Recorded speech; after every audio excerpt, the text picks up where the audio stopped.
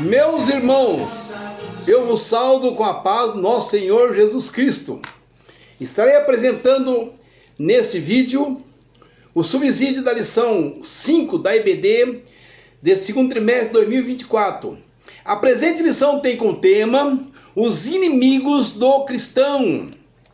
Esse estudo tem como texto bíblico os livros de Carta aos Romanos, capítulo 6, versículo 11 a 14, primeira epístola do apóstolo São João, capítulo 2, versículos 15 a 17. Inimigo significa aquele que se levanta contra, para o mal, para destruir. Nessa lição, estamos estudando sobre os 3 inimigos do cristão na sua jornada para o céu: o diabo, a carne e o mundo.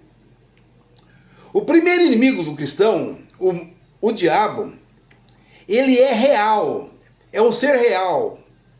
Não é uma fantasia, não é uma mitologia, é um ser espiritual real. O mundo espiritual é tão real quanto ao mundo físico. A Bíblia descreve Satanás como um ser espiritual que pertencia a uma ordem angelical dos querubins, dos quais ele era o principal, o maior entre eles. Isso está registrado no livro do profeta Ezequiel, capítulo 28, versículos 12 a 14. E os versículos 15 a 17 nos mostra que ele foi lançado fora do céu, com milhares de anjos que se rebelaram contra Deus e assim se tornaram espíritos malignos. Por que o diabo é inimigo do cristão? Por quê? Qual que é o motivo? Ele é o arqui-inimigo de Deus. A expressão arqui-inimigo significa o principal, o primeiro e principal inimigo de Deus. E por sermos filhos de Deus, ele também se tornou nosso inimigo, né? Porque se sou inimigo do Pai, sou também inimigo dos filhos.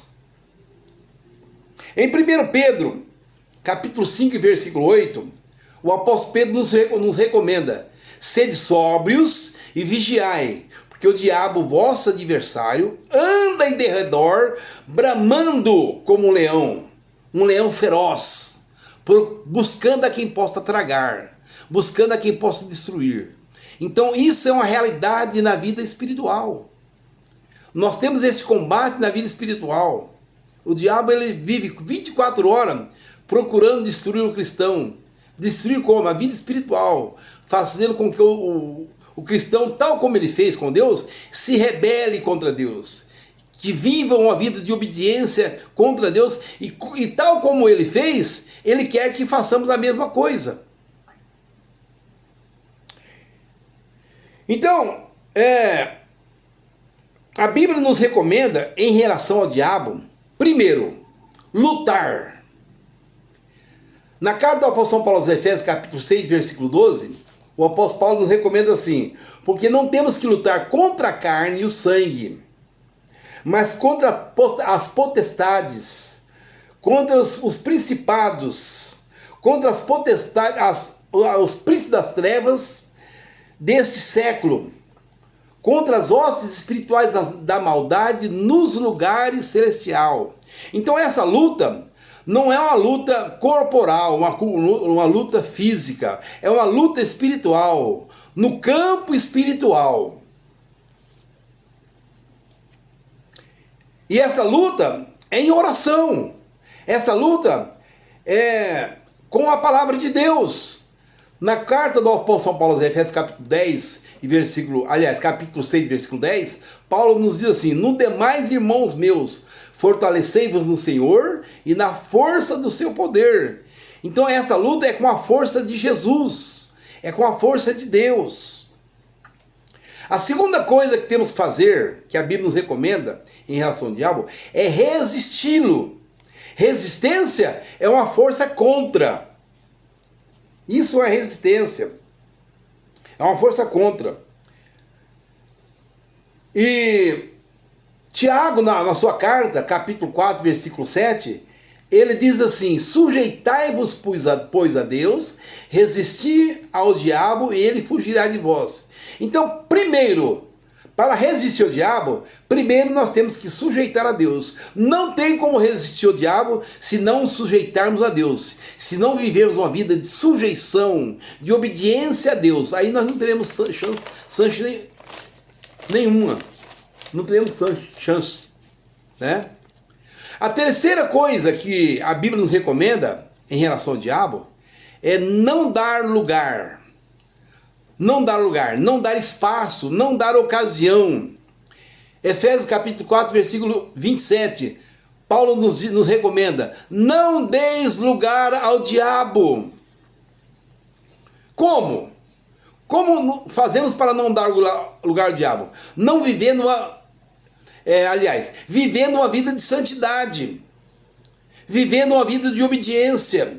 Assim, se o cristão vive uma vida de obediência, uma vida de santidade, então o diabo não acha espaço, não acha uma brecha para tentá-lo. Então nós podemos resistir ao diabo vivendo uma vida de santidade, uma vida de obediência, evitando mentiras, porque é a mentira do diabo, controlando as nossas ações e palavras na hora da raiva, né? Porque é nessas ocasiões de raiva, de descontrole emocional, que a pessoa faz coisa errada, fala coisas que não se devia e peca. E pecando, dá espaço ao diabo. Para lutar, precisamos de força, de energia. Assim como um lutador de MMA, um lutador de boxe, ele precisa de força física, de energia para lutar, para vencer o adversário. No campo espiritual é a mesma coisa. Nós temos que ter força. Mas a força aqui é uma força espiritual. E essa força vem de Deus, vem de Cristo. Jesus nos disse em Lucas 10 e 19: eis que eu vos dou poder para pisar de serpentes, escorpiões e toda a força do mal, e nada vos fará dano algum. Então, serpentes e escorpiões aqui não é esses animais que rastejam, são espíritos malignos. E Jesus nos promete, nos garante, nos dá força nessa luta contra os espíritos malignos.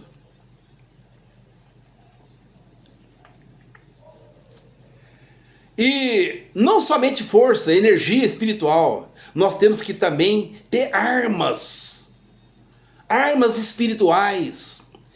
Paulo, na segunda carta aos Coríntios, capítulo 10 e versículo 4, ele nos diz assim: as armas da nossa milícia não são carnais, mas poderosas em Deus para a destruição das fortalezas. Então precisamos de força, né? Precisamos de armas, né? E o apóstolo Paulo, no capítulo 6, versículos 11 a 17, ele apresenta aqui 6 tipos de armas espirituais nessa luta contra o mal. Eu vou citar essas armas, mas não vou explicá-las. Talvez algum dia eu possa explicar o que significam essas armas, mas vou apenas citá-las aqui. A primeira arma que o apóstolo Paulo nos indica aqui, nos apresenta, é lombos cingidos com a verdade, vestidos da couraça da justiça, calçados os pés na preparação do evangelho da paz, capacete da salvação, escudo da fé e espada do Espírito. Aqui estão 6 armas espirituais que a Bíblia nos apresenta em Efésios capítulo 10, capítulo 6, versículo 11 a 17. O segundo inimigo do cristão é a carne. Carne aqui não é no sentido físico, biológico. Não. Carne aqui é a natureza pecaminosa que herdamos de Adão. Todo homem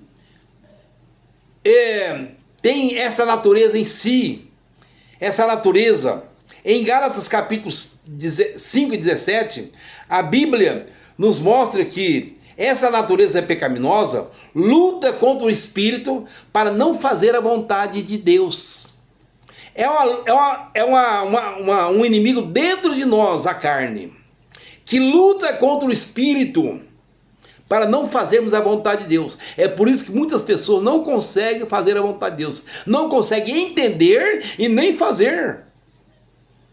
Porque eles são vencidos pela natureza da carne e não conseguem fazer a vontade de Deus. Agora, como vencer a natureza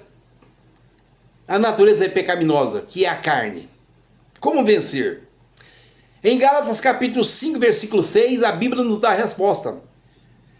Andai em espírito, e assim não realizareis as concupiscências da carne. Andar aqui é uma conotação de viver. Vivei em espírito. Viver em espírito é ligado a Deus. É uma vida voltada também para Deus. Não somente para as coisas materiais, mas também para Deus. Temos que viver uma vida voltada para Deus. Então, vivei em espírito. E assim não realizareis as concupiscências da carne. O que é concupiscência? Concupiscência é a satisfação dos prazeres carnais descontrolados. Em Gálatas capítulo 5, versículo 19 a 21, nos é apresentado aqui todos os elementos da natureza carnal. Tudo aquilo que a natureza carnal produz.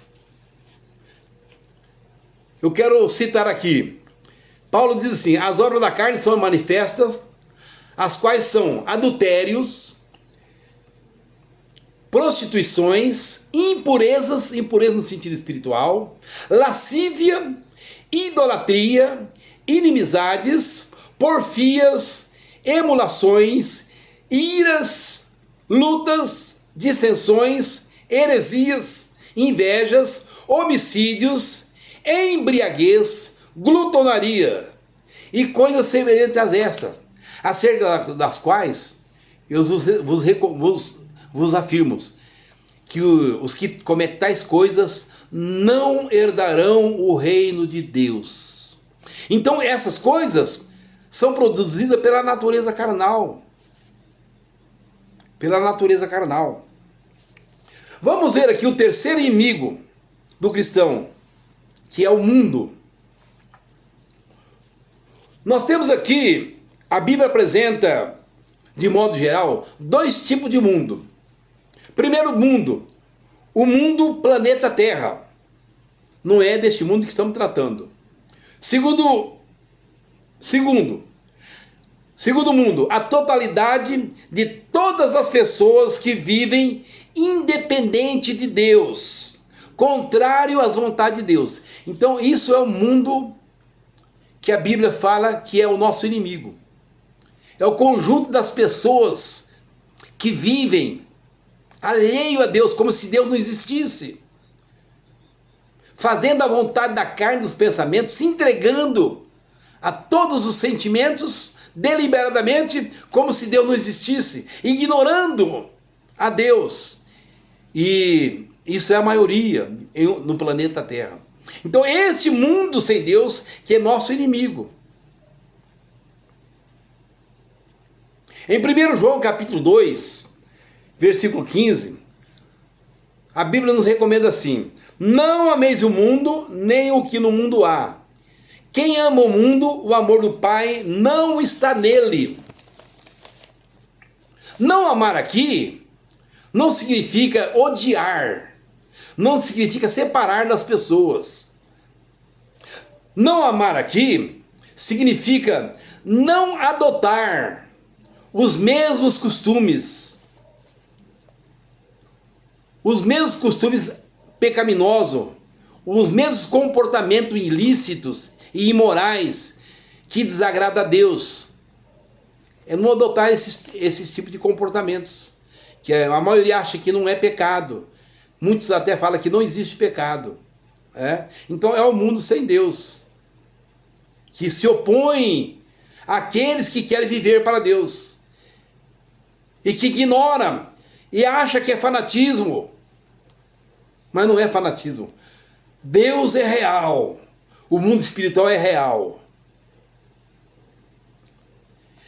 A Bíblia diz ainda em 1 João capítulo 2, versículo 16, que tudo que há no mundo, nesse mundo que eu citei aqui, que é o conjunto das pessoas que vivem a lei de Deus, tudo que há no mundo, a concupiscência da carne, a concupiscência dos olhos, a soberba da vida, não é do Pai, mas do próprio mundo.